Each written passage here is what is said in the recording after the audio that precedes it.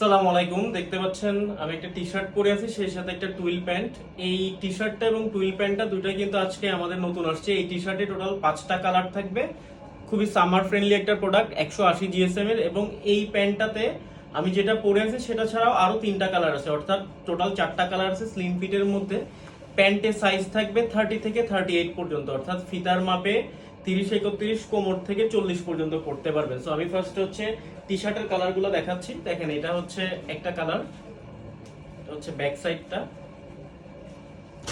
এরপরে এটা হচ্ছে একদম স্কাই ব্লু কালার, হালকা আকাশি কালার। দেখেন হয়তোবা ভিডিওতে একটু কালারটা চেঞ্জ মনে হতে পারে।